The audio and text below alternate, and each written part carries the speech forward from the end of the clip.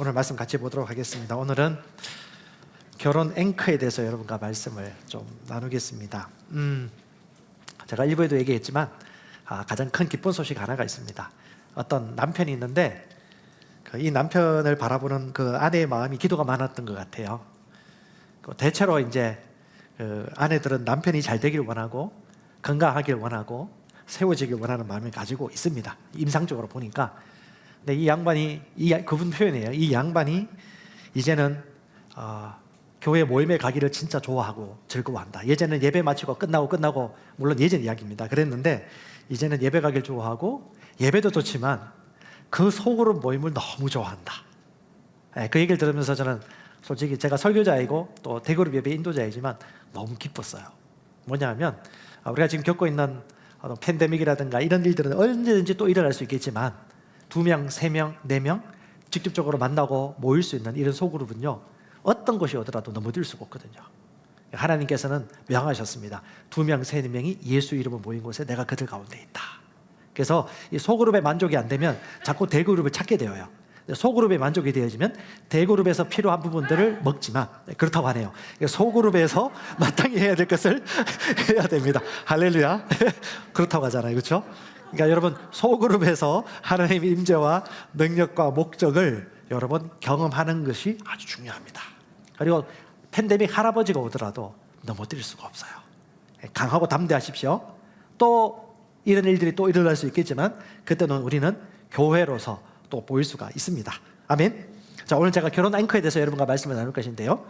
자, 디모데후서 2장 15절 말씀 같이 한번 읽어보겠습니다. 너는 진리의 말씀을 바르게 나누어 내 자신을 하나님께 인정받는 자로 부끄러울 것이 없는 일꾼으로 나타내도록 연구하라. 자, 디모데에게 사도 바울이 아비의 마음으로 말씀을 가르치는 리더에게, 셀 리더에게, 지도자에게, 먼저 된 자에게 얘기합니다. 하나님께 인정받으라. 어떻게?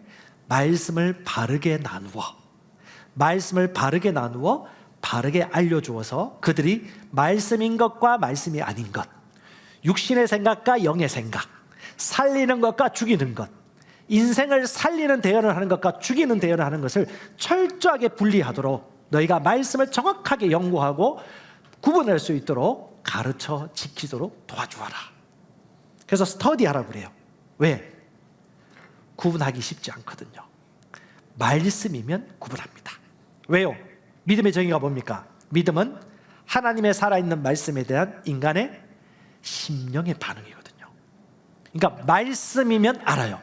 말씀이 아니면 아니라는 것이 저절로 알게 되어지는 것이 우리가 말씀이 정확하면, 복음이 정확하면, 그래서 뭐라고요?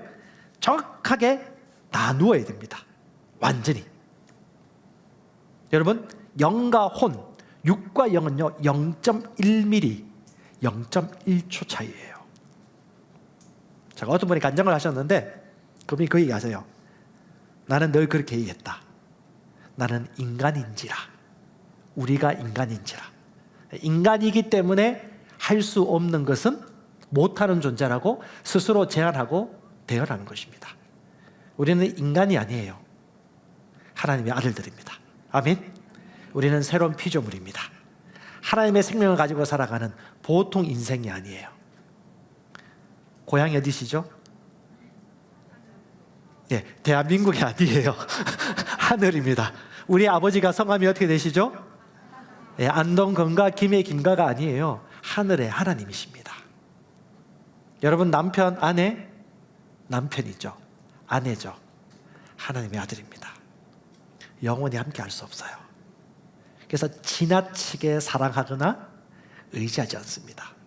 우리 모두 다 이 몸을 떠나 본향으로 돌아가 주님을 만날 그날이 있기 때문에 우리가 누구인가를 기억하십시다. 아멘. 기억하셔야 돼요. 어떤 사람 또 얘기합니다. 내가 나이가 많아서. 그래서 나이가 많으면 못하는 것을 못하는 인생이 돼버려요. 성경이 그렇게 얘기하잖아요. 나이가 많음으로 아무것도 할 수 없느니라. 이런 말씀 있나요? 근데 왜 그런 말을 하죠? 옆에서 들어서. 지난주에 남편은 아내의 머리란 말을 듣고 성질 나는 분들이 좀 있었대요. 그 성질이 어디서 나는 걸까? 이게 뭐죠? 생수통이죠? 하나님이 생소통을 생소통이라는데 왜 기분 나빠할까? 뭐냐 하면 남자가 여자의 머리란 말 속에 여자가 비하되고 있고 남자가 무지막지하게 다스리고 나는 낮은 등급으로 내려가서 주인님처럼 섬겨야 된다는 어떤 그런 정보를 가지고 있는 것이죠. 자, 말씀을 정확하게 나누셔야 돼요. 하나님은 절대 그런 의미로 얘기한 적이 없는데 왜 그렇게 생각할까요? 어떤 언론이나 어떤 세상의 진화론적인 이론이라든가 갈라치기 하는 어떤 적대적인 이런 이론들이 그 생각이 둔하게 만들어버린 것이죠. 자, 말씀은요, 진리와 진리 아닌 것을 구분합니다. 돈이 없어서 이거 안 돼 라고 장난감 사려고 하는 아이에게 그 말을 하는 순간 우리 아이는 가난한 생각과 사고방식에 사로잡혀서 그는 가난하게 살아갈 수밖에 없고 돈이 있어야지 할 수밖에 없다고 돈에 집착하거나 돈의 노예가 될 수밖에 없는 예언을 하고 있는 것입니다. 그래서 우리 깨어 있어야 됩니다. 진리를 바르게 나누어 알 수 있도록. 자, 16절 말씀. 그럼 어떻게 진리를 적용하느냐? 말씀을 사용하고 있는가가 얘기하고 있죠. 한번 읽어볼까요? 시작. 경건하지 않는 말을 피하십시오. 그런 일을 일삼는 사람들은 더욱 경건하지 않게 될 것입니다. 말씀을 사용하는 법을 얘기하고 있죠. 진리를 정확하게 나누면 정확하게 살리는 메시지를 한다니까요. 그렇지 않으면요, 내가 지금 어디로 가고 있는지도 모른 채 수시로 허투루 하는 말이 진짜입니다. 감출 수가 없어요. 그래서 무례한 잡담이라든가 헛된 농담이라든가 속된 말을 하면요, 절대 경건해질 수 없습니다. 내 나이가 많아서 하면 나이가 많아지는 순간 약해지기 시작합니다. 인간인지라 하는 순간 인간의 사고 수준으로 내려가서 새로운 표정으로 살아갈 수가 없습니다. 바른 말씀은 바른 고백을 불러옵니다. 아멘. 자, 기질 있습니다. 기질. 디스크 검사하고 MBTI 검사해 보면 나오시죠. 예, 참고하세요. 도움 받으십시오. 그리고 사람을 세울 수도 있습니다. 하지만 그 MBTI와 디스크 기질이 여러분을 말하는 건 아니에요. 여러분 누구입니까? 야고보 합시다. 나는 거듭난 영, 새로운 피조물입니다. 하나님의 의입니다. 거룩한 자입니다. 영생을 가지고 있습니다. 하나님 나라 시온에 속한 자입니다. 땅의 생각을 하지 않습니다. 하늘을 사모합니다. 나는 하늘에서 태어난 자입니다. 말씀에서 태어났습니다. 말씀이 가득합니다. 내가 하는 말은 말씀입니다. 진리는 살립니다. 삶을 변화시킵니다. 영생입니다. 생명입니다. 기쁨입니다. 평강입니다. 가장 거룩한 자가 어디 있습니까? 아멘. 의로운 자가 어디 있습니까? 자, 내가 걸어가면 누가 걸어가는 겁니까? 말씀이 걸어가고 의가 걸어가고 거룩함이 걸어가는 것입니다. 아멘. 전 여러분을 세뇌시키고 있습니다. 말씀으로 세뇌시키고 있습니다. 왜냐? 스스로 하는 거 속도 좀 늦을까 봐 좀 더 도와주려고. 이래나 저래나 세워지니 기쁨이고, 이래나 저래나 복음 전하니까 기쁨이고. 예, 복음 전하라고 했는데 너무 부담이 되어서 성질이 막 난다고. 괜찮아요. 그래도 복음 전하세요. 이래나 저래나 복음 전하니까 기쁨이고. 할렐루야. 기쁜데 안 전할 수 있습니까? 내 삶이 변화되었는데 어떻게 배가가 안 되고 열매가 안 맺히겠습니까? 복음 전하는 게 어떻게 부담이 되겠습니까? 왜? 기쁨이기 때문에, 복된 소식이기 때문에. 예, 그러기 전에는 억지로 하지 마세요. 하나님은 절대 모든 것을 억지로 하도록 세팅하지 않으셨어요. 하나님 우리 안에 자원하는 소유하는 의지를 주셨고, 우리가 믿음으로 선택함으로 말미암아 선택한 것이 올 수 있도록 하나님이 믿음의 세계를 창조하셨습니다. 그 가운데 하나님의 유산을 받은 저와 여러분들이 창조주의 그 유전인자를 부여받아서 말씀으로 다스리고 생명 안에서 군림하는 것입니다. 아멘. 이것이 우리 운명입니다. 히브리서 4장 12절 읽어봅시다. 하나님의 말씀은 살아있고 능력이 있으며 양난 달린 어떤 검보다도 예리하여 혼과 영과 관자가 고수를 찔러 둘러 나누기까지 하고 또 마음의 생각과 의도를 분별하는 분이시. 그 깊은 마음의 생각과 의도를 뭘로 분별할 수 있다? 말씀이면 된다. 말씀님이에요. 인격이거든요. 그분은 하나님이십니다. 그분은 성령으로 우리 안에 거하십니다. 그분은 말씀이십니다. 요한복음 1장 4절에 말씀은 그들 안에 가진 자에게 인간의 생명을 말합니다. 그 빛은 인간에게 빛입니다. 인간에게 생명입니다. 그게 뭐냐? 하나님의 말씀입니다. 할렐루야. 말씀인 것과 아닌 것을 알고 분별하면요, 노를 할 줄 압니다. 이 생각은 하나님의 생각이 아니고 하늘나라 생각이 아니지. 인간의 생각이지. 육신의 나약함이지. 이건 나를 가두려고 하는 거예요. 여러분, 마귀는요, 여러분을 율법 수준으로 떨어뜨립니다. 부족해, 결핍돼, 좀 더. 주님 그렇게 얘기하지 않아요. 보라라고 합니다. 보라. 이전 것은 지나갔으니 보라. 지나간 것 떨쳐버리고 보라. 새 피조물이 되었다. 마귀는 더. 저 사람 비교해봐. 너 부족하잖아. 저 사람 비교해봐. 너 기도 부족하잖아. 저 사람 비교해봐. 너 좀 못했잖아. 마귀는요, 이미 이룬 것을 안 이뤘다고 속이면서 율법적으로 살도록 선택하도록 속이고 또 속입니다. 깨어 있으셔야 돼요. 그래서 말씀을 바로 나누셔야 돼요. 그러면요, 바르게 분별하고 노할 거 노하고 yes 할 것은 yes 할 수 있습니다. 그래서 그리스도인들은 정확해요. yes와 no 정확하고요, 빛과 어둠이 정확하고요, 진리와 진리 아닌 것이 확연하게 구분되어집니다. 그러면 결혼은 뭡니까? 하나님이 언약이라고 얘기하셨어요. 결혼은 언약입니다. 그래서 결혼할 때, 결혼식 할 때 지도자나 리더가 결혼 서약을 하는 것입니다. 왜요? 하나님이 계명이고 하나님이 만들어진 신적인 언약이기 때문에. 왜? 하나 되는 것이기 때문에. 유일하게 그리스도와 교회의 관계를 남편과 아내의 관계로 얘기하고 있습니다. 오늘 결혼을 앞두고 있는 청년들 잘 들으십시오. 오늘 여러분들을 위한 메시지이기도 합니다. 결혼 생활을 지금부터 준비하십시오. 결혼할 대상을 지금부터 기대하시고 기도하시고 믿음으로 발휘하시기 바랍니다. 결혼식보다 중요한 거 결혼 생활이고, 결혼 생활하고 있는 분들은 결혼 1년 차든 30년 차든 40년 차든 여러분 기억하십시오. 하나님이 디자인하신 가장 행복한 삶이 여전히 지금 발견되고 있다는 거. 결혼하라고 할 거예요? 말라고 할 거예요? 여러분 결혼 생활이 만족합니까? 아니면 하지 말라고 얘기할 거예요? 0.1초만 얘기하셔야지. 네, 결혼 너무 좋습니다. 결혼 생활. 박소미 전사님 이번에 결혼했어요. 직원들 나눔하는데 약간 우스갯소리로 이제 시작이야. 그게 무슨 말인지 알죠? 아가페 사랑이 활동할 시간이 되었지. 인간의 사랑은 결혼 생활을 행복하게 유지하기 힘들어. 하지만 아가페 사랑은 부부 생활뿐 아니라 가정, 자녀 아주 아름답고 영광스러운 삶으로 인도하지 라는 의미예요. 본 적 없다고요? 본 적 없다고 하나님이 없는 건가요? 말한 적 없다고 그게 없는 건가요? 아니에요. 우리는 가지고 있습니다. 그래서 오늘 이 말씀은요, 믿는 자에게 주는 메시지입니다. 믿는 자, 조의 생명을 가진 자의 결혼 생활은 달라요. 그리고 제가 바로 그 자리에 앉아 있습니다. 할렐루야. 결혼의 앵커가 3가지예요. 이 앵커는요, 각 붙으세요. 아주 중요한 앵커가 뭐예요? 닷입니다. 닷. 항구에 닿아 놓으면 그 배가 파도가 치고 바람이 불더라도 흔들리지 않도록 흔들리고 표라져 딱 붙잡아줘요. 붙잡아주는 그 중심, 결혼의 앵커가 있습니다. 결혼 생활의 앵커가 있습니다. 또 한편으로는요, 암벽이라든가 등반을 할 때 그 보조물을 고정시켜가지고 흔들리지 않도록 딱 앵커를 고정하죠. 흔들리지 않도록 붙잡아주는 것입니다. 든든하게. 또 혹은 뉴스나 여러 가지 기사들을 종합으로 송부해가지고 표현해주는, 그 사람을 가리켜서 앵커라고 부르죠. 여러분, 하나님이 만들어주신 이 3가지 앵커 위에 든든하게 딱 서가지고 절대 이 세상의 이론과 논리에 휩쓸리지 말고 기분 나빠하지 마시고 말씀을 따라 붙잡으시면 되겠습니다. 아멘. 첫 번째 앵커는요, 떠나는 것입니다. 왜 떠나야 되느냐? 하나 되기 위해서. 이집트를 떠나지 않고서는 가나안 땅에 들어갈 수 없었고요, 죄에서 제거되었다는 것에, 그래서 죄의식을 벗어나지 않고서는 의인으로 살아갈 수 없어요. 의인이 할지라도, 하나님이 주신 것이라 할지라도 죄의식을 떠나보내야 돼요. 그러니까 떠나면 하나가 되는 것입니다. 첫 번째, 하나님이 주신 게 떠나야 돼요. 남자는 부모를 떠나야 됩니다. 여자도 부모 떠나야 합니다.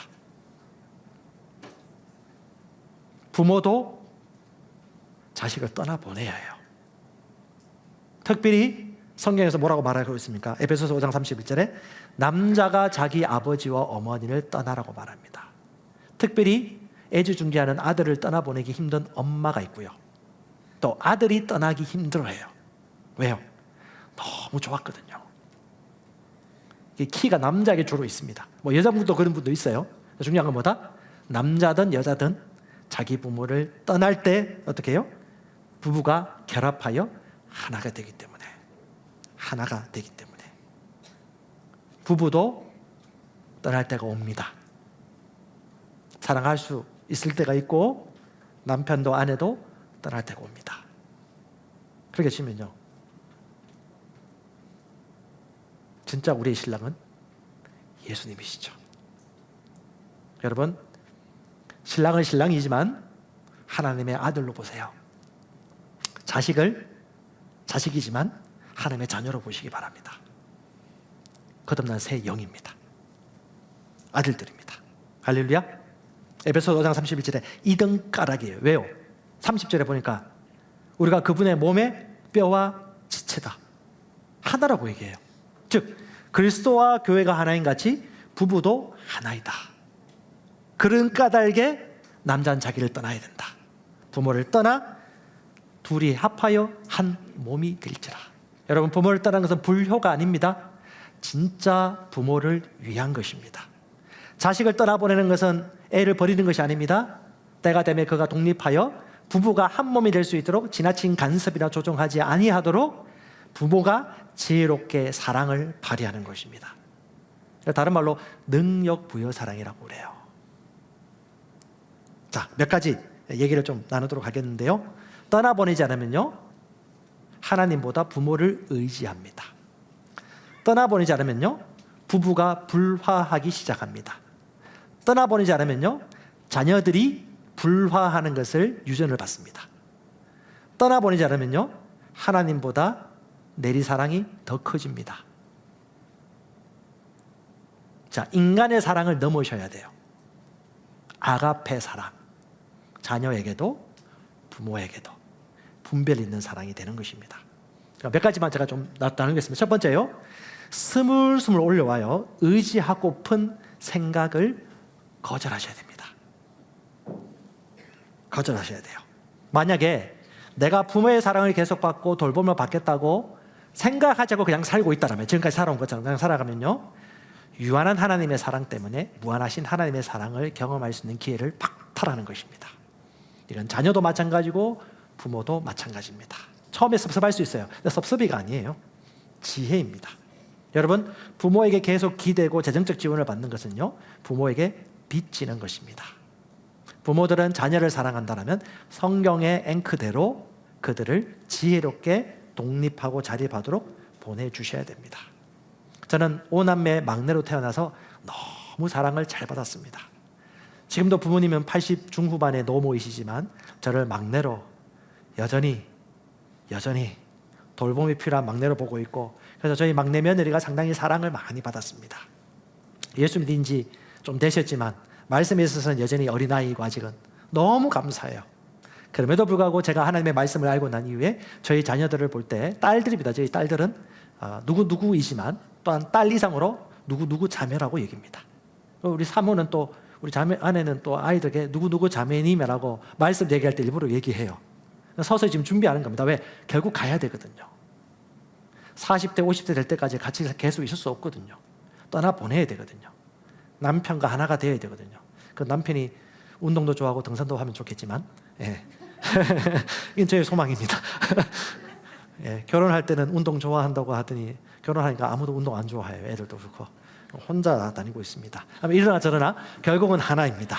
예, 한 몸과 한 뜻과 하나가 되어지도록 결국 부부가 하나이고, 부모님도 떠나보내고 자녀도 떠나보내고 부모님도 떠내보내고 나의 배우자가 하나가 되어져야 됩니다. 청년들은 떠날 준비 하세요. 독립할 준비 꼭 하시기 바랍니다. 누가 먼저 해야 되죠? 부모가 떠나보내기 힘들어요. 그래서 남자에게 키가 있어요. 당사자에게 키가 있는 것입니다. 그래서 하나님 얘기하십니다. 아들들아, 남편들아, 자기 부모를 떠나 누구에게? 자기 아내에게. 다른 아내 아니에요. 자기 아내에게 한 몸을 이루어 연합하여라. 그리고요, 자족과 감사를 배울 기회입니다. 여러분, 없고 힘겹고 부족할 때 그걸 채워가는 그 어려움을 겪을 때 진정 감사합니다. 한국을 떠나보고 해외에서 공부해본 사람들은 다 애국자가 됩니다. 대한민국. 안 떠나본 분들은요, 헬조선이라고 말합니다. 여러분 잘 아시는 요나는요, 복음 전하기 싫어가지고 도망을 가다가 박넝쿨을 만나면서 그 박넝쿨 하나가 얼마나 고맙던지. 왜? 말라 비틀어가는 자기의 생명을 구해주니까. 그때 하나님 뭐라고 말씀하십니까? 네가 박넝쿨 하나도 이끌이 이렇게 아끼거든. 왜요? 그 어려움에 처해보니까 생명이 이렇게 소중한 거 모르겠냐? 이렇게 감사한 걸 알겠느냐? 그러니까 풍족하게 주는 것이 그 아이를 죽인다는 거. 풍족하게 한다는 것이 얼마나 하나님을 의지할 수 있는 기회를 우리가 박탈한다는 거. 우리가 이제 지혜롭고 분별에 있는 사랑을 해야 되는 것이죠. 우리 자녀가 이제 17살입니다. 뭐 얘는 검정고시를 미리 봤어요. 고등까지 다 끝나고. 왜냐하면 홈스쿨 했기 때문에. 근데 이 아이가 돈을 좀 벌고 있어요. 영어를 좀 해가지고 영어를 어른들한테 스토리텔링식으로 이제 가르쳐요. 그러니까 쏠쏠하게 용돈이 들어와요. 그러니까 우리가 얘기했습니다. 핸드폰 네 돈으로 사라. 그렇게 사달라고 애중증지하더니 안 사요. 아깝거든요. 그러니까 한 걸음 한 걸음 스스로 배우고 책임지고 자립하는 훈련 과정을 하고 있는 거예요. 중고등부 친구들 부모님께 선물했나요? 아, 여기 없구나. 청년들, 우리 부모님께 선물하셨습니까? 아니, 낳아주고 길러주고 마땅한 거 아닌가요? 네. 감사를 표현하고 사랑하고. 어떤 어머니가 그 얘기 하시더라고요. 우리 아들이 이번에 용돈을 줬대요. 너무 기뻐하는 거야. 그 마음, 예, 얼마나 기쁘겠어요. 그 아버지 마음이죠. 이게 하나님 아버지 하나님이라고 하잖아요.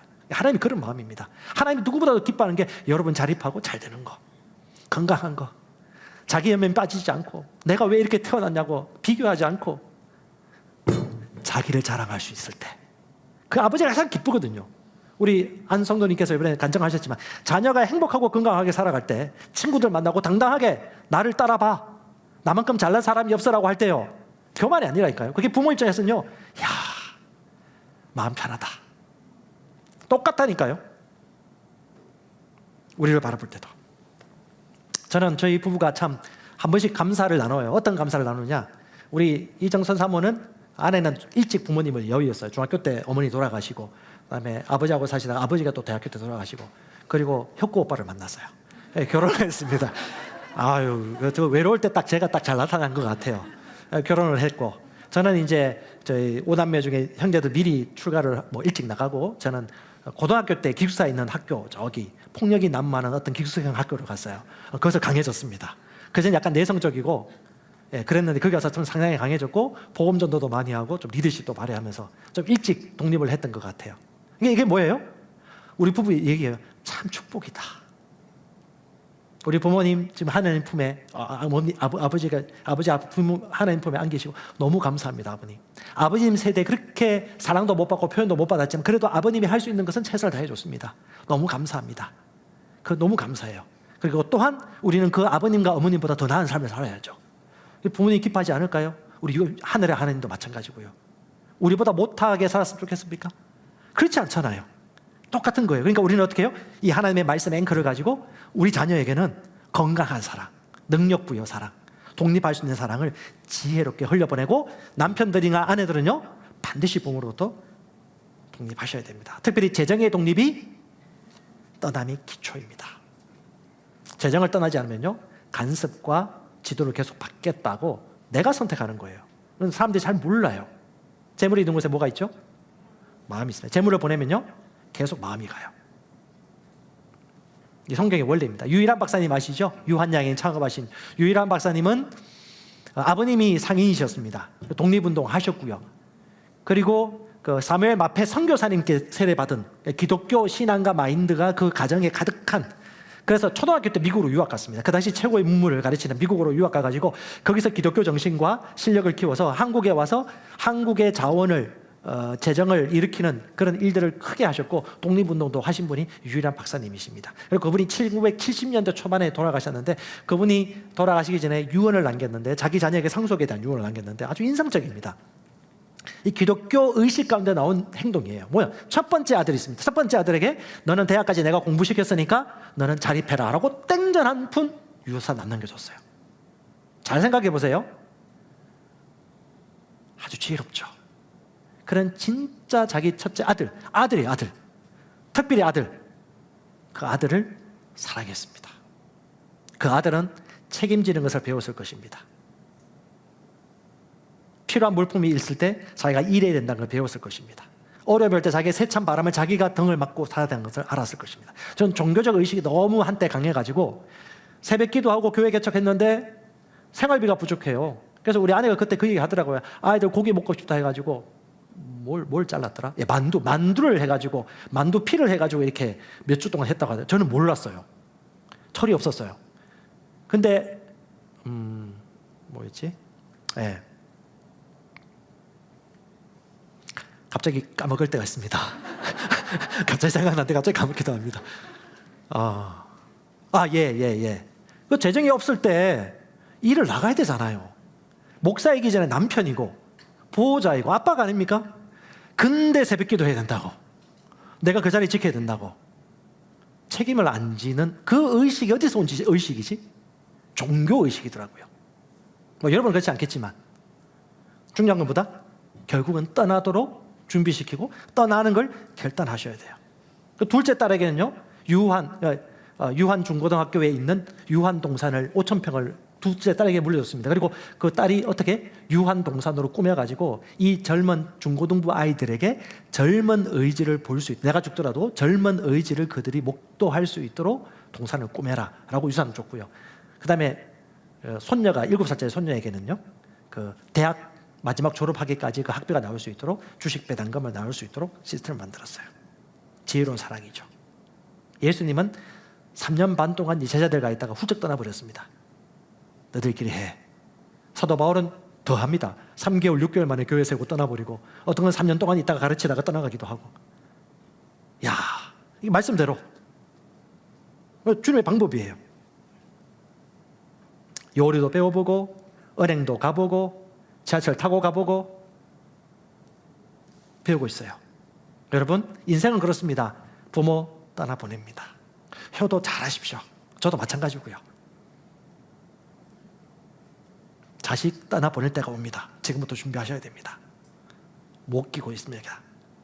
아이고 우리 새끼. 아니에요. 부모, 주님 겁니다. 주님 거. 내 새끼, 내 자녀, 내 자식이라고 하는 순간요, 주님보다 앞서기 시작합니다. 지나친 간섭을 하기 시작하죠. 아니요. 부부가 하나가 되어야 됩니다. 그리고 부부도 때가 되면 누가 먼저 떠나갑니다. 너무 사랑하는 배우자고 남편이고 아내지만 언제요? 결국은 주님의 아들들이기 때문에 주님과 혼인 잔치합니다. 끝까지 우리와 영원히 함께하는 분 누구예요? 마태복음 28장 20절에 내가 세상 끝날까지 너희와 항상 함께하리라. 신랑 되신 예수님이 우리 신부와 영원히 함께 하십니다. 아멘.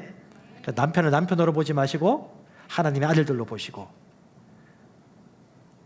독립시킬 준비하십시오. 능력 부여하시기 바랍니다. 당신을 너무 사랑하지만 하나님보다 사랑하지 않아. 당신이 떠나더라도 너무 힘들겠지만 그래도 나는 자립할 거야. 이것이 건강한 떠남입니다. 자, 주님 오실 날이 가까워오고 있어서 요즘은 저도 그렇고 부목사님도 그렇고 전도하러 나가요. 이게 단국대 가면 지난주에 너무 재밌었어요. 영접을 2명이나 해가지고 그 기쁨이 너무 큰 게, 여러분 그리스도의 삶이 저는 특별한 거 아니라고 생각이 되어져요.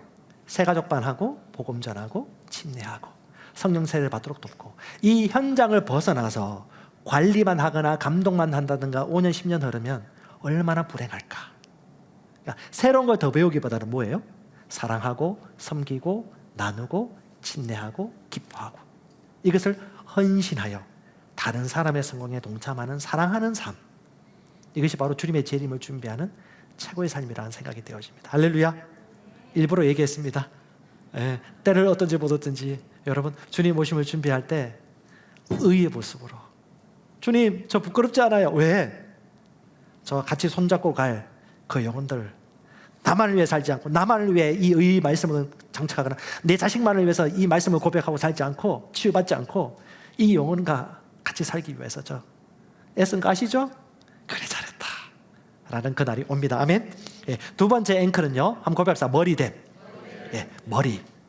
머리됨은요 하나님이 세워놓으신 규칙이자 질서이고 아주 진리입니다. 자, 에베소서 5장 23절에 한번 읽어볼까요? 이는 남편이 아내의 머리됨이 그리스도께서 교회의 머리됨과 같음이니. 자, 그리스도와 교회가 머리라고 얘기합니다. 남편과 아내가 아내의 머리라고 말합니다. 이걸 좀 더 쉽게 설명하면요, 아내의 머리는 남편입니다. 그 아내의 머리예요. 모든 여자의 머리가 아닙니다. 그 아내의 머리는 남편이고요, 남편의 머리는 그리스도이십니다. 그리고 가정을 다스리고 가정의 머리는 또 누구냐? 아내입니다. 아주 오묘절묘합니다. 하나님은 이 머리됨의 질서를 주셨어요. 마이크를 마이크라고 하면 안 돼. 마이크가 왜 마이크냐고 뭐라고 하시면 안 돼요. 원숭이가 나무 위에 올라간다고 뭐라고 하시면 안 돼요. 물고기가 헤엄쳐 다닌다고 함부로 하늘 날아다니라고 강요해서는 안 됩니다. 머리는 머리인 거예요. 그걸 하나님이 그렇게 만들어 놓으셨기 때문에 머리라고 인정하는 순간 모든 것은 질서를 맞춰가고, 머리를 높이는 순간 몸이 세워집니다. 아멘.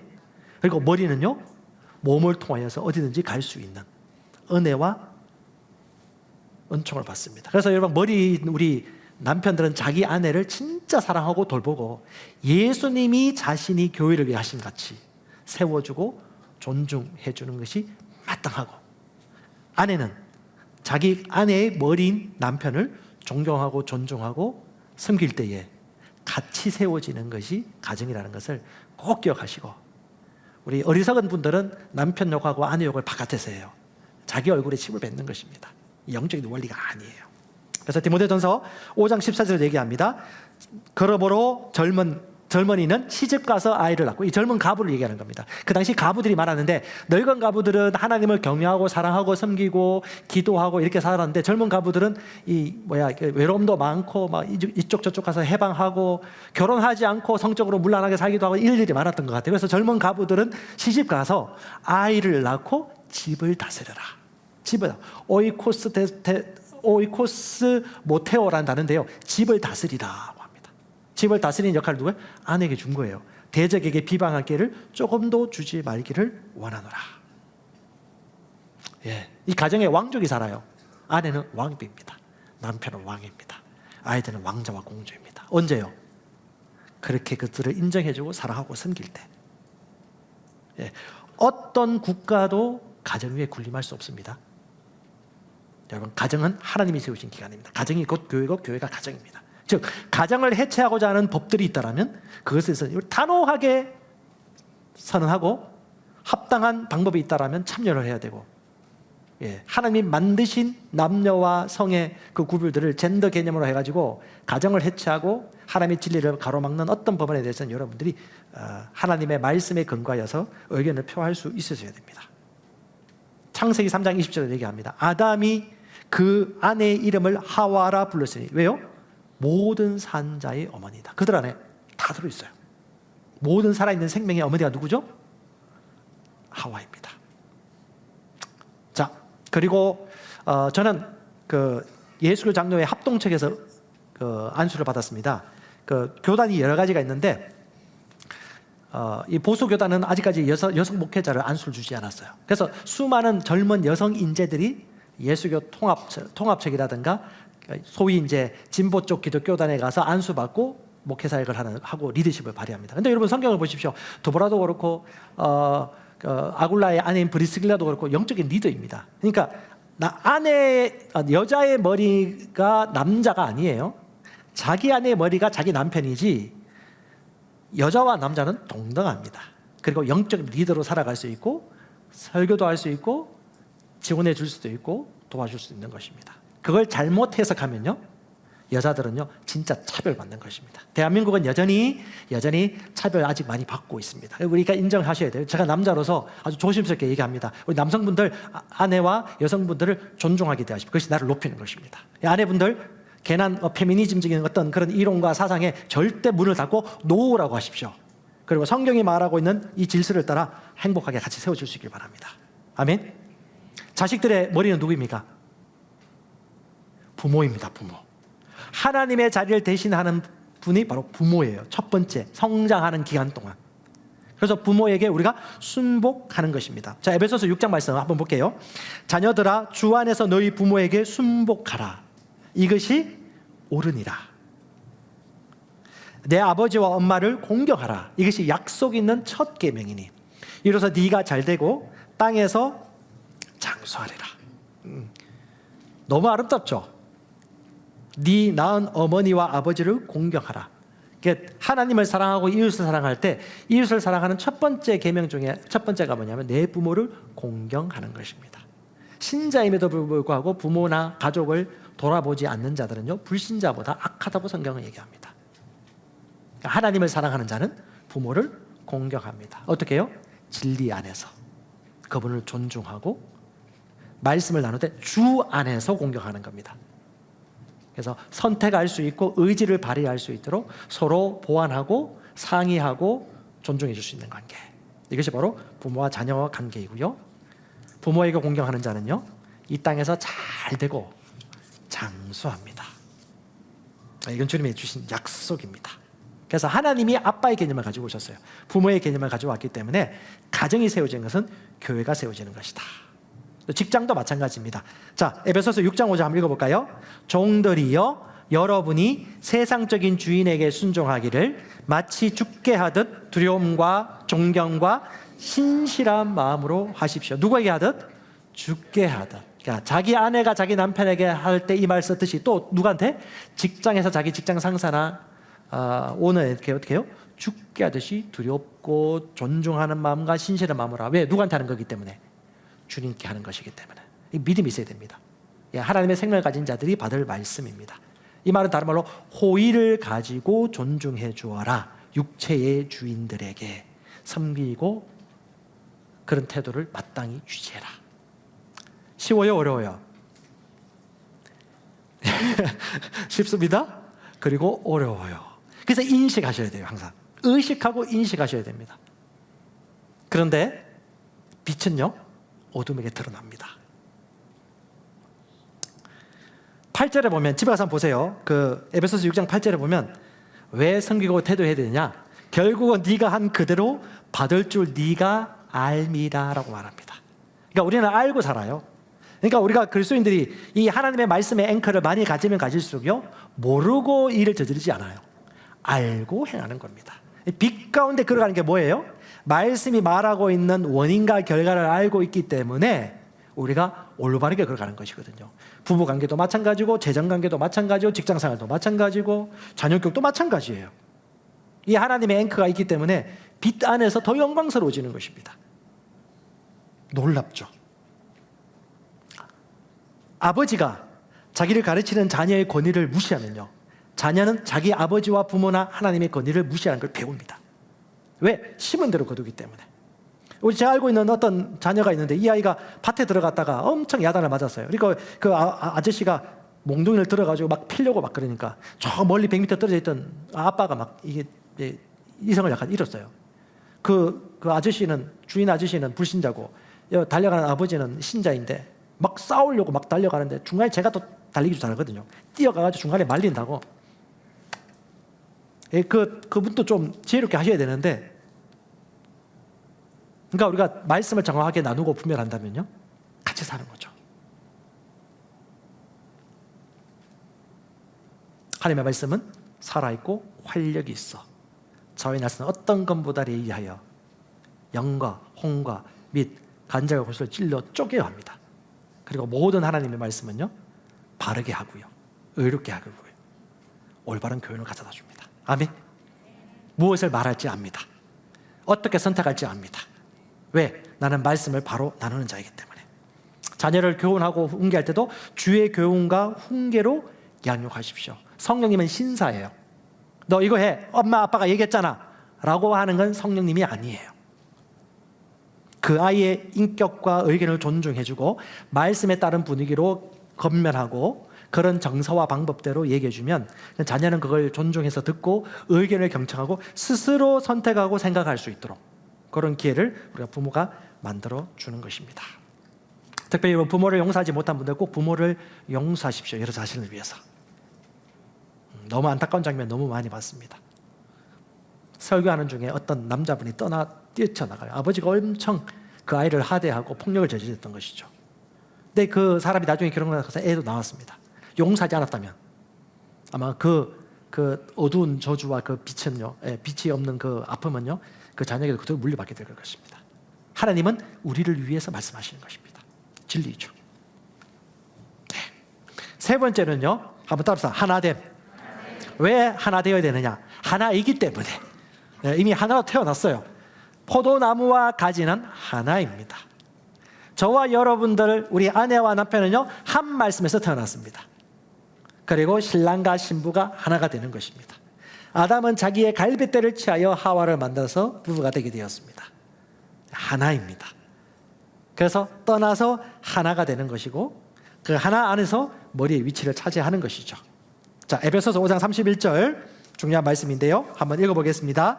그러므로 사람이 부모를 떠나 그의 아내와 합하여 그 둘이 한 육체가 될지니 이 비밀이 크도다. 나는 그리스도와 교회에 대하여 말하노라. 예, 그리스도와 교회가 이 부부를 말하고요. 그리스도와 교회가 바로 남자와 아내를 얘기하는 것입니다.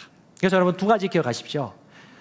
결혼은 한 사람을 선택하고 그 사람만을 사랑하겠다고 하는 결단이자 약속이자 언약입니다. 다른 사람을 사랑할 수 없어요. 그래서 범죄가 들어오는 순간 아담은 하와를 미워하면서 이 여자, 당신이 준 이 여자 때문에 내가 그렇게 했죠 라고 탓을 하고 있죠. 그게 육신의 생각입니다. 두 번째는요, 그 부부만이 누릴 수 있는 친밀감을 절대 다른 이들에게 흘려보내지 마십시오. 다시 한번 얘기합니다.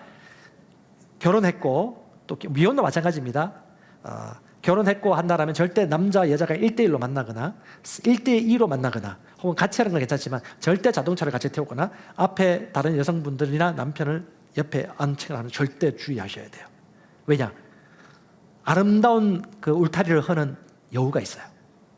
마귀는 끊임없이 하나님의 생명을 가진 자들과 교회를 깨트리려고 하는데, 깨트리려고 하는 첫 번째 적이 뭐냐면 부부관계입니다. 제가 얘기했잖아요. 교회를 개척하고 영혼을 살리려고 얘기하는데 부부가 싸워요. 왜? 영혼 살리기 위해서. 이게 무슨 이상한 일이 아닙니까? 살리는데 우리 부부는 깨어져. 쏘가 넘어가는 거죠. 깨어 있으셔야 됩니다. 특별히 영적인 친밀감. 주님 안에서 우리는 한 몸이다. 하나의 비전과 목적을 향해 가져간다. 그리고요, 정서적 친밀감이 필요합니다. 정서적 친밀감은 프렌드, 베스트 프렌드입니다. 그러니까 부부가 시간이 지나가면 갈수록 대화가 깊어져요. 자, 지난 일주일 동안 아내와 30분 이상 진지한 얘기를 안 해봤다. 그러면 노랑불이에요. 지금부터 노력하셔야 돼요. 왜냐? 결혼 생활과 친밀감은요, 대화를 통해서 결정이 되어집니다. 대화가 관계를 끊어지느냐 살리느냐의 관건입니다. 그러니까 대화를 지속적으로 할 수 있다면요, 이 부부는 건강하게 세워지고 건강한 자녀가 되어지고 건강한 가정의 배가 되어지고 건강한 교회가 형성되어지게 됩니다. 결혼은 좋아요, 안 좋아요? 예, 할렐루야. 결혼을 만방에 전하십시오. 결혼은 좋은 거야, 행복한 거야. 어떤 친구가 그 얘기 때 그래요. 자기는 부모님의 결혼하는 생활이 너무 별로 안 좋아서 결혼하기 싫다고, 비혼주의자. 그러면 이 세상에 결혼할 사람 없어. 왜 대부분 그렇게 못 보고 자랐어? 우리 부모님들도 다 맞고 자랐고, 소박하고, 물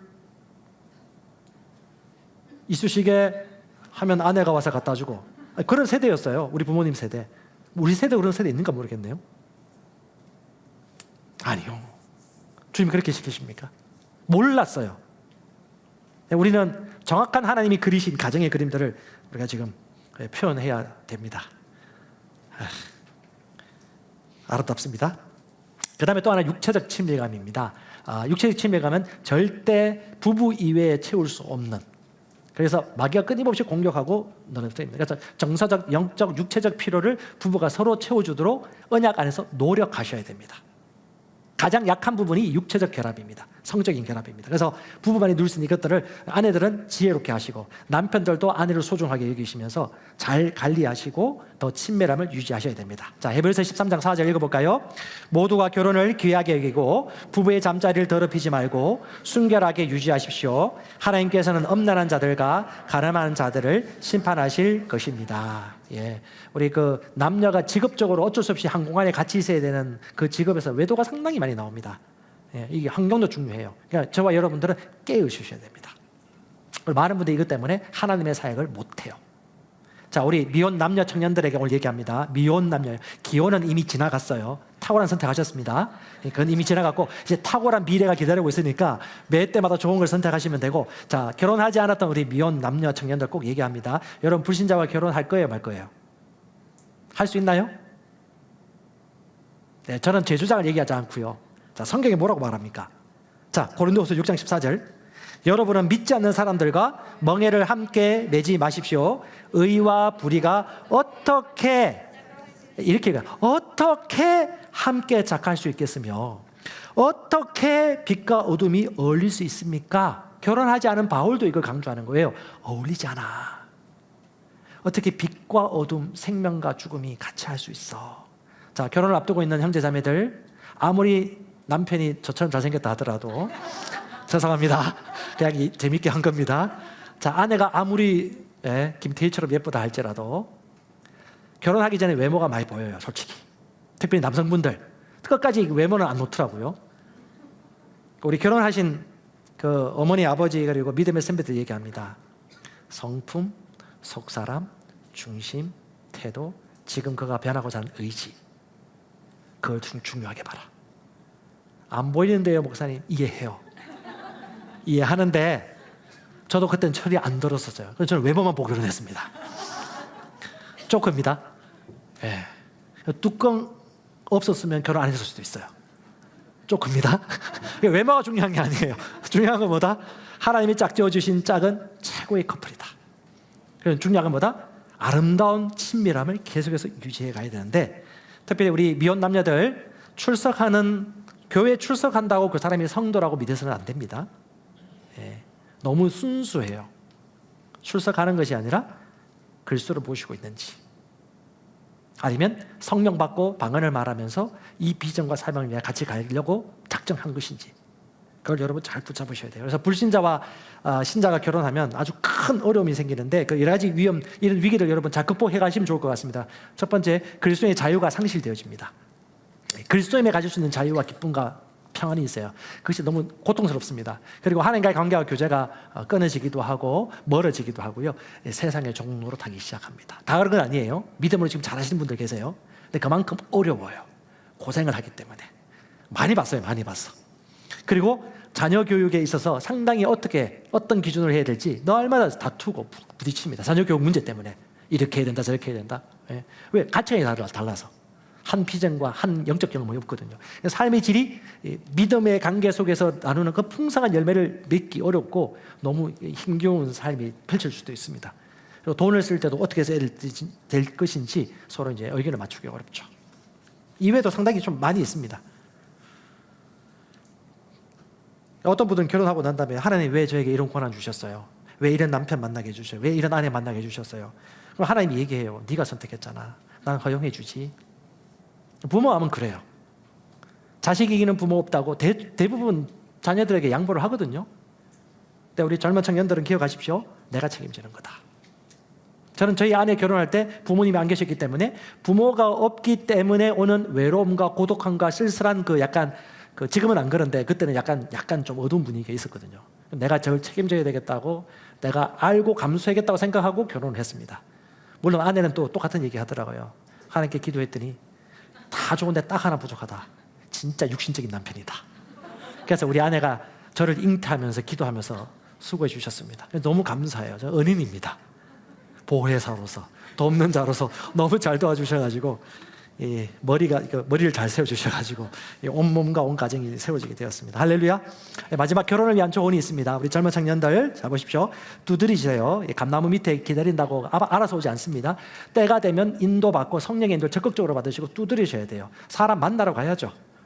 채팅 앱을 통해서든 누구든 기독교 앱을 통해서든 만날 때 만나고 대신 기준을 정하게 해가지고, 이건 김주환 목사님 조언입니다. 결혼식장에 가면 그 신부의 친구들 잘 살펴보고 물어보고 남자친구 없으면 바로 대시하고 만나보고 결정해라. 너무 현실적인 조언입니다. 목적 지향적. 결혼을 목적 가지고 하셔야 됩니다. 인도를 잘 받으셔야 되고요. 그다음에 믿을 만한 영적 가족의 지도와 코칭이 아주 중요합니다. 왜? 내가 다 못 봐요. 왜? 결혼 안 해봤거든요. 결혼 해보셨어요, 청년들? 안 해봤잖아요. 그러니까 도움을 받으셔야 돼요. 절대 그만하지 마시고.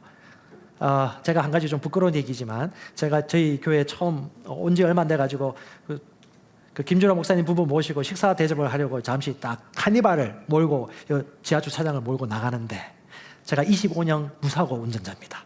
교통 운전병 출신이고요. 교만이 하늘을 찔렀습니다. 그때 목사님이 딱 한 번에 앉아서 넓게 돌면 한 번에 쫙 나갈 수 있다 생각하고 멋있게 쫙 돌리는데, 뒤에 김준호 목사님이 이거 한 번에 나가면 안 되는데 하는 그 얘기를 들었음에도 불구하고 브레이크를 안 잡았어요. 왜? 나는 잘 빠져나갈 수 있다. 왜? 온 지 얼마 안 됐으니까. 그리고 가는 순간 씩 하면서 수십만 원을 잃어버렸습니다. 뭐 똑같지만 그때 또 동일한 하나님의 말씀이 떠올랐어요. 역대하 20장 20절이죠. 여호와를 신뢰하라, 네가 견고하게 될 것이요. 선지자를 신뢰하라, 네가 형통하리라. 하나님이 이렇게 일하시지. 하나님이 이렇게 일하시지. 사람을 섬기는 건 아니지만 하나님이 이렇게 일하시지 라고 그걸 깨닫고 난 이후부터 삶이 승진하기 시작했고, 제가 셀리도 훈련하면 그 얘기를 합니다. 항상 하나님이 이렇게 일하신다고. 그 사람이 잘하고 못하고 완벽하고 완벽 안 하고를 떠나서 하나님이 이렇게 일하신다고. 그게 뭐예요? 머리됨이고 하나님의 방법이라는 거예요. 내가 저 사람보다 못한 게 뭐 있어? 내가 남편보다 돈 더 잘 버는데. 알지. 근데 하나님은 그렇다고 띄우지 않잖아. 뭐라 하죠? 남편이 네 머리다. 아니, 웃사가 법궤를 만질 수 있죠. 안 떨어뜨리려고 그 지극정성의 마음으로. 근데 하나님이 만지지 말라고 했는데 만지는 순간 죽어버리잖아요. 그러니까 우리는 사고방식이 뭐예요? 이 세상의 도덕적이고 윤리적인 접근이 아니고 하나님 나라의 문화의 사고방식으로 접근할 때 그게 뭐예요? 영의 생각이고 믿음이고 이겨오는 삶이고 인생을 새롭게 하는 인생이다. 할렐루야. 그러니까 우리 믿음으로 살아가는 것이죠. 아유, 길어졌습니다. 예, 동등한 영적 경험, 한 비전과 목적을 향한 가지고 있는 사람들과 연합해야 됩니다. 그래서 같은 비전, 같은 공동체면 더 좋겠고요. 아니면 그런 작정을 하고 있는 사람. 네 번째는요, 내가 원하는 사람을 부르기보다 내가 먼저 원하는 사람이 되면 절대적으로 옵니다. 여러분 아시죠? 내가 영적으로 성장하면요, 제자들이 옵니다. 때가 되면 와요. 왜 안 보내줘요? 아니요. 내가 준비되면요, 합당하게 심으면요, 반드시 주님 붙여주십니다. 그러므로 나를 변화시키면 되지 저 사람을 변화시키려고 하지 않으셔도 돼요. 그리고 마지막이에요. 절대 속지 마십시오. 척하면서 결혼하려고 오는 여자나 남자가 있을 수 있습니다. 재밌는 얘기인데 수년 전에 어떤 여자분이 청년이 저한테 와가지고 목사님 남자친구 데리고 올 건데 좀 한번 봐주세요. 아유, 지혜로운 여자였던 것 같아요. 자매였던 것 같아요. 그래서 제가 그 형제를 봤는데 딱 봐도 한번 와보준 사람. 결혼이란 목적을 성취하기 위하여서 수단으로서 교회 출석해봤다는 걸 제가 딱 봐도 알겠더라고요. 그래서 이제 그 자매한테 결정은 어떻게 할지 모르겠지만 제가 가지고 있는 생각은 좀 믿음과 신앙생활을 하기는 좀 힘들어 보이는 형제입니다라고 했는데 그다음 뭐 자매에게 허용되었는데 결국은 자매가 가서 나중에 몇 년 후에 탁 제가 우연히 그 예전에 떠나왔던 교회에 한번 방문했는데 그 자매가 사진을 보여주면서 결혼했는데 다른 남자더라고요. 왜 웃으세요? 합당하잖아요. 그래서 제가 보면서 좀 흐뭇했어요. 내가 이 자매의 인생을 어찌 보면 참 도와줄 수 있는데 한 일조를 했구나. 이 자매도 지혜로웠던 거죠. 자, 이미 결혼한 사람은 물릴 수 없습니다. 하나님이 천생연분으로 주신 거예요. 사랑하고, 아멘, 할렐루야. 사랑하고 섬기고 여행도 같이 가시고 맛있는 것도 먹고 여보 나 당신 사랑해 라고 더 많이 표현하시면서 같이 윈윈하십시오. 할렐루야. 자, 미혼 남녀들은 잘 생각하셔야 돼요. 아무리 키 크고 잘생기고 아무리 아름답고 예쁜 매물 같다 할지라도 하나님은 외모를 보라고 하지 않으셨습니다. 중요한 것보다 머리가 아니고 영의 인도를 받으시고요, 하나님의 아들들은 성령의 인도를 받는 것입니다. 여러분, 이혼을 생각하고 있는 분 혹시 계십니까? 이혼 전이라면 잘 생각하십시오. 황혼 이혼 요즘 많다고 하는데요, 이혼은 한 몸이 깨어지는 거고 팔다리가 잘려나가는 것입니다. 심사숙고하셔야 돼요. 그 고통은요, 자녀 세대까지 흘러갈 수도 있어요. 잘 인도받으셔야 돼요. 이미 이혼하신 분들은 괜찮아요. 정죄받지 마시고 이미 지나왔으니까 지금 현재 재혼도 할 수 있고요, 또 여러분들의 삶을 향한 또 다른 삶을 개척해 나갈 수도 있습니다. 중요한 것보다 고민하고 있다면 잘 생각하셔야 돼요. 우리 안에 있는 인간적 사랑이 아니라 조의 사랑은요, 이길 수 있어요. 인생은 변화라고 있는 것입니다. 말씀은 먹으라고 있는 것입니다. 말씀은 믿으라고 있는 것입니다. 만약에 그게 아니라면 진짜 예수 안 믿을 것 같던 저희 아버지 예수 안 믿었을 것이고, 진짜 불황자 같은 삶을 살았던 그 사람들이 예수 믿고 돌아오지 않았을 것입니다. 하나님의 말씀은 모든 것이 가능합니다. 단 마음 먹으셔야 될 거예요. 자, 마무리할게요. 여러분, 빛이 있습니다. 빛, 말씀이 빛. 빛 가운데 걸어가십시오. 왼쪽으로 오른쪽으로 빠지지 마시고 인간의 마인드, 자연적인 동정 이것 내려놓으시고 말씀을 따라 쭉 걸어가시면 되겠습니다. 하나님의 본성은요, 사랑입니다. 사랑은요, 하나입니다. 우리 고린도전서 13장 말씀 읽고 마무리할 건데요. 최고의 법은 사랑의 법입니다. 가족 간에도 부부 간에도 직장에서도 마찬가지고요. 이 사랑의 법, 하나님이 이렇다라고 얘기하는데 이 하나님을 빼고 나라고 넣읍시다. 나는. 왜? 그리스도께서 누구 안에 계시죠? 그분의 본성이 뭐예요? 조에서 하나님의 생명이고 아가페 사랑입니다. 인간의 사랑이 아니에요. 이 오늘 말씀은요, 불신자들에게 줄 수 있는 메시지가 아니에요. 할 수 있기 때문에 하라고 하신 것입니다. 자, 나라고 한번 고백하면서 고백하겠습니다. 나는 오래 참고 친절합니다. 나는 시기하지 않고 뽐내지 않으며 교만하지 않습니다. 나는 무례하게 굴지 않고 자기의 이익을 추구하지 않고 성내지 않고 마음속에 원한을 품지 않습니다. 자, 나는 불의를 기뻐하지 않으며 진리와 함께 기뻐합니다. 나는 모든 것을 덮어주고 변함없이 항상 믿어주며 언제 어디서나 소망을 품고 모든 것을 견딥니다. 나는 결코 없어지지 않습니다. 할렐루야. 내 안에 계신 예수 그리스도, 그분이 누구예요? 영광의 소망입니다. 할렐루야.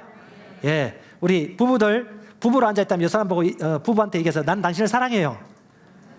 어색해 하지 마시고 사랑합니다. 예, 할렐루야. 우리 자녀들 부모에게 얘기해서 난 부모님을 존경합니다. 예, 존경한다고 얘기하셔야 돼요. 예, 떠나보내세요. 연합하세요. 가장 끝까지 같이 함께할 사람, 결국 끝까지 함께할 그 성령님, 우리가 진리 안에 걸어간다면 인생에 문제될 것은 하나도 없습니다.